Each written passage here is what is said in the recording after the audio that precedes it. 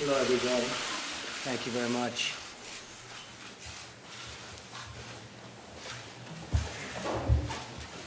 It's great to have you at the White House. And I just wanted to pass on word that Otto Warmbier has just passed away. He spent a year and a half in North Korea. A lot of bad things happened, but at least we got him home to be with his parents, where they were so happy to see him, even though he was in very tough condition, but he just passed away a little while ago. It's a brutal regime, and we'll be able to handle it. But I want to thank you all for being here, special people. I'm really thrilled to welcome many of you for the first time, and certainly the first time meeting as the American Technology Council. We're joined by an incredible group of leaders on the absolute cutting edge of innovation, including many CEOs from the world's most successful businesses. We have approximately $3.5 trillion of market value in this room, but that's almost the exact number that we've created since my election. In fact, I think we have you beat by a little bit, which is a pretty good number, but I congratulate you all. Done an amazing job. Thank you for lending your time and your talent to the American people. A lot of ideas have come out of the room today, and a lot of ideas will over the next short period of time. I also want to welcome Secretary Mnuchin, Secretary Kelly, Administrator Verma, and my budget director, Mick Mulvaney. Thank you all. Doing a great job. I want to thank Jared and Chris Liddell, for assembling such a spectacular group of people. They're working very, very hard. I want to thank Ivanka for working so hard on it. It's a real passion. Our goal is to lead a sweeping transformation of the federal government's technology that will deliver dramatically better services for citizens, stronger protection from cyber attacks, which we were just discussing in the Oval Office with a little bit smaller group. That's a big problem. There's no question about it. We're going to be working on it. We're going to solve the problem. And up to $1 trillion in savings for taxpayers over the next 10 years, over $1 trillion. We're embracing big change, bold thinking, and outsider perspectives to transform government and make it the way it should be, and at far less cost.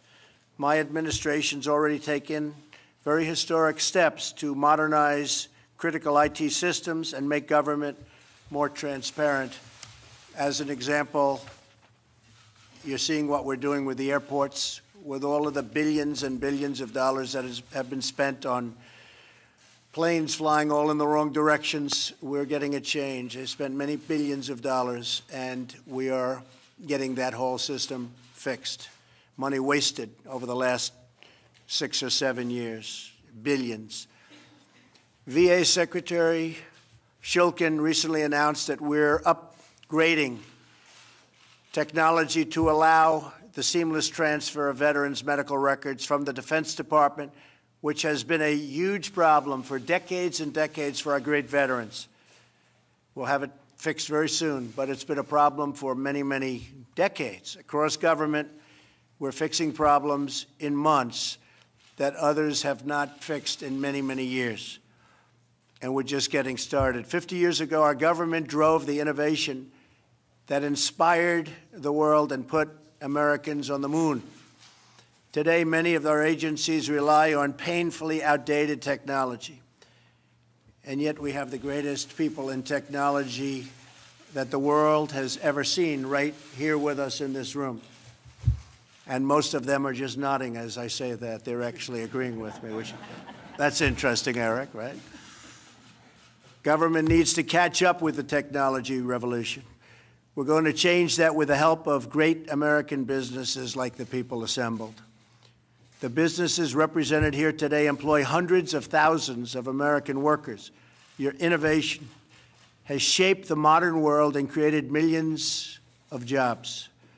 America should be the global leader in government technology just as we are in every other aspect, and we are going to start our big edge again in technology, such an important industry. I view it from the standpoint of jobs and other things. You view it somewhat differently, but we're all in the same ballpark. It's so important, so important. My administration is embracing a new spirit of innovation that will make life better for all Americans.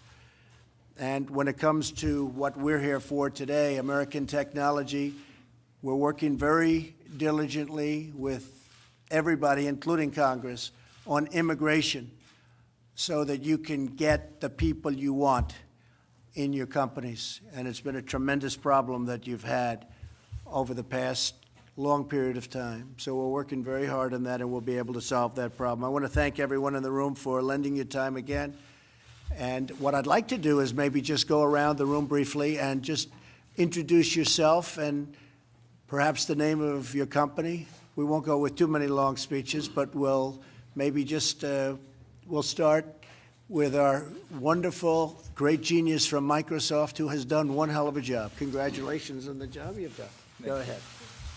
Thank you, Mr. President. Thanks for the opportunity today to spend the time, both learn and contribute, I think, to what is one of the most important dialogues, which is about modernizing our government with the latest technology, and so that the people of America can benefit from it. So I think the first thing I took away is how important an agenda it is to modernize technology. The second thing I think is for us to do our best work as an industry and in collaboration with the government to skill the people of the United States for the jobs of the future. Technology will play a role both in creation of the jobs and the skills. And then lastly, I would say that we also need to increase American competitiveness. And the two things that the government can and has done is spending in big research. After all the technology that we have today is because it started, in fact, in the government and the research institutions you funded, as well as the enlightened immigration policy. Of course, I'm a beneficiary of that, and I hope that we continue to be able to sort of really make sure that the American competitiveness is what helps us set policy for it. Well, thank you, Satya, and perhaps we could keep it a little shorter than that, folks. Otherwise, we might be here for a long time. Anyway, Jeff. All right, I will be short. I think, when we met before in December, I encouraged this administration that you could be the innovation administration. I'd like to see that kind of thinking continue. I applaud the formation of the Innovation Council and thank Jared for doing that. Just a couple of things that you could certainly focus on. One would be using commercial technologies wherever possible. I think you guys are already headed that way, but to leverage those will save taxpayers a lot of money.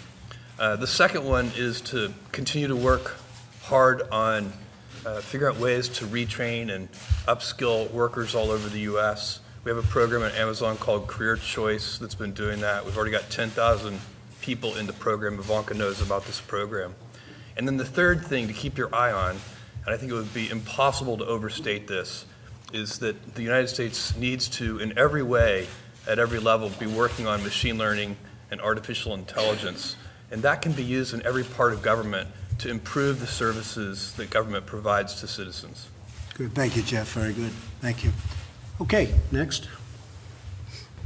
Mr. President, I'm Rafael Reif. I'm MIT's president, and I'm delighted to be part of this terrific group. Let me say that I applaud the focus of the administration and innovation. We are the most innovative country in the world today, and the biggest issue we have among ourselves right now, in my view, is to stay where we are as the most innovative country in the world 30 years from now and beyond. Well, my uncle was a professor there for a long time, so I have a lot of respect for MIT, believe me. Great place. Thank you. Thank you very much. Okay. Yes. I'm Carol Folt. I'm the chancellor at UNC, and I too am delighted to be here talking about innovation and workforce and talent. I mean, people have said what's really important, but when I think about the future, I think of all those kids that have such capacity, and what we're talking about is trying to take every resource we have to put to building that innovation capacity for the country, and so it's great to be here. Thank you very much. Yes, thank you. I'm Tom Layton from Akamai, and we protect government websites from attackers, the majority of the government websites, including whitehouse.gov. The DNC could have used you. Well, it's an important job, and as you can imagine, there's a lot of folks out there trying to do bad things, and we're delighted to help with the effort to save $1 trillion and to secure the government. Good, thank you. Thank you, Mr. President. I'm Zach Bookman, CEO of a company called OpenGov. We have about 1,500 governments across the country as customers of our smart government cloud for budgeting and intelligence and open data. I'm really excited and honored to be a part of today's conversation, and I applaud the work that Jared and so many others here are leading. It's clear to me that a lot of the thinking being applied is exactly what's been needed for a long time, and I think it's just the beginning of a lot of innovation. So I think that's right. Thank you very much. Pat Gelsinger, CEO of VMware, also representing Dell here today. And we're some 70+% of government workloads run in the VMware software today, so we're thrilled to be able to be in that role today. But more importantly, moving it forward to the cloud, we think is critical, this potential in cyber and really putting in place cyber hygiene. And ultimately, we as an industry are the product of the seed corn that was planted 30, 40, 50 years ago from the great research investments of government and university. And we deeply believe that we need to be planting those seed corns for our children and grandchildren. Great, thank you. So, Mr. President, Steve Mollenkopf, CEO of Qualcomm. We thank you for the opportunity to contribute today. I would say our company works a lot on creating the base technology that allows big transitions to exist in cellular technologies. And we're very excited about the upcoming 5G transition. It's going to be a big job creator worldwide. I think it's important that the U.S. stays competitive, and we applaud the direction that the administration is taking. Thank you very much. Mr. President, my name's John Doerr, chairman of Kleiner Perkins and of a startup company called Nuna. And Jeff would say that your administration will be the innovation administration, and I'd like to challenge it to also be the data liberation administration. There's $1 trillion worth of value locked up in government databases, and if we unlock that, we can transform healthcare, we can improve services for citizens, we can lower the costs of government, and if you set the data free, the entrepreneurs are going to do the rest. I'm particularly impressed by the thinking of Seema Verma over in your Medicare and Medicaid teams, and look forward to working with you in the administration. Thank you very much. Thank you. I'm Michael Drake, president of The Ohio State University. Glad to be here today and very happy to participate in this conversation. You know, we try to enable and empower and inspire young people to make a difference, and being able to partner with our colleagues here around the table and with the government to do that in a better way is something that we're very excited about. Thank you very much. I'm Ajay Banga, the CEO of MasterCard, and thank you for having us, Mr. President. I think in addition to what technology and the Internet of Things is going to do for all of us as an opportunity, side by side comes a tremendous responsibility on cybersecurity. And I think working that the right way with the right public-private partnerships, but also working it where the weakest link, which is small merchants and the individual consumer, get the right level of safety that they demand from us is really important. And I think the level of engagement in that dialogue today was very, very interesting. Thank you very much. Thank you. Mr. President, Ginny Rometty from IBM.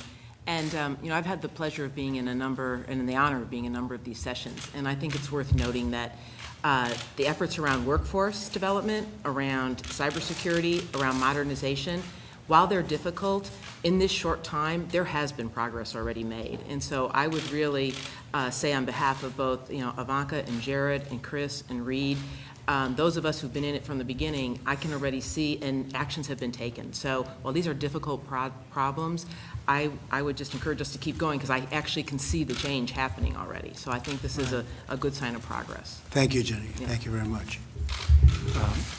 Mr. President, thanks to Jared and Ivanka for sort of driving this so hard.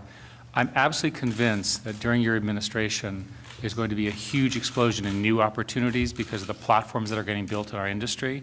Those will create huge, very large new business opportunities for which we entrepreneurs, technical talent, immigration, and so forth, that you understand. It can drive America very, very positively forward, and it's going to happen soon during your leadership. We will, Eric. Peter? Mr. President, I'm Peter Thiel. I'm a venture capitalist in Silicon Valley. Very honored to be here today with all these terrific people. I think that the tech industry is an industry that is doing well in America, and we need to sort of make it do even better and give it the support, the regulatory support, in all sorts of different ways. And I think your administration's off to a terrific start in doing these things. Thank you, Peter. Thank you for your help. Appreciate it. Mr. President, I'm Shantanu Narayan. I'm CEO of Adobe. We're the company that's best known for Photoshop and PDS. Thank you for having us today. Two quick things. One is, I think you're championing a culture of innovation. I think is going to be critical to our country's future leadership, and shared services for improving government will, I believe, drive a lot of efficiency. Thank you very much.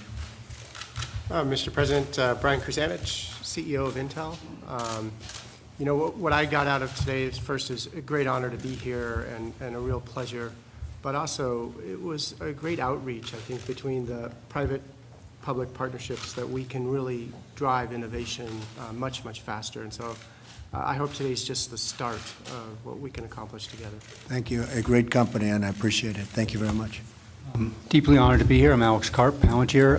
Know many people in the room and in your White House from our work, and have supported General McMaster on the front line and many of the special operations people in America and around the world.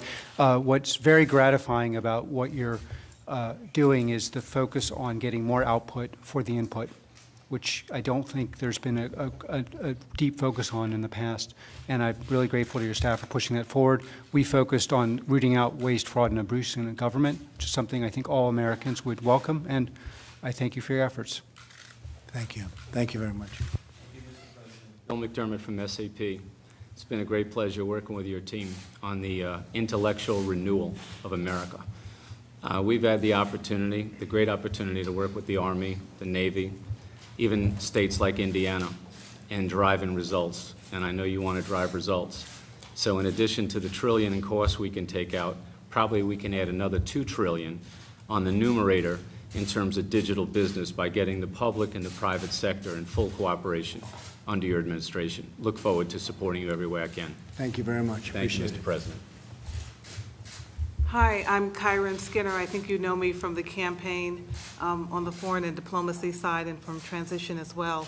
But I'm also a professor at Carnegie Mellon University, where I work on international security issues, cybersecurity with the engineers and computer scientists.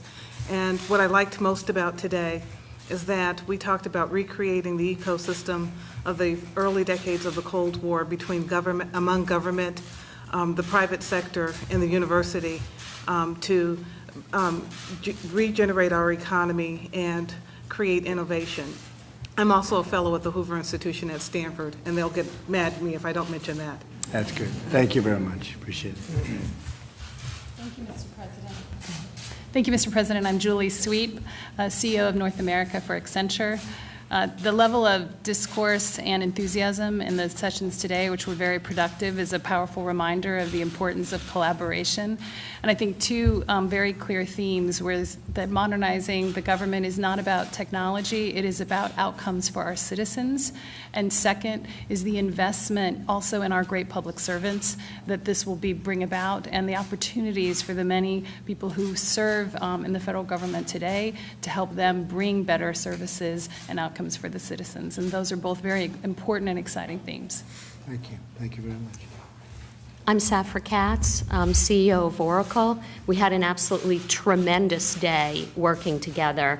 The partnership between academia, the government, and commercial enterprises is such a powerful combination together with leadership, which is critical for real success. And you had volunteers from all sides and a lot of people working already and raring to go for the next level. So thank you. Thank you, Sam. I'm Tim Cook from Apple. The U.S. should have the most modern government in the world, and today it doesn't. And it's great to see the effort that Jared is putting in working on things that will pay back in 5 and 10 and 20 years. The government should be focused on its citizens, and the services of the government should be measured on how pleased the citizens are with receiving those services. That basic premise is not how it's done today. And so I would really encourage you to ask the cabinet how they're measuring their parts of government and what they're doing to serve the citizens that they're meant to do. Secondly, totally unrelated, but something I feel very passionate about, coding should be a requirement in every public school. We have a huge deficit in the skills that we need today versus the skills that are there. And we're trying to do our part, or hopefully more than our part, in doing that. But I think leadership from government is also key. Thank you very much, Tim. Appreciate it. And appreciate all you're doing over the last number of months for jobs. Thank you all. Thank you very much. Appreciate it. Thank you.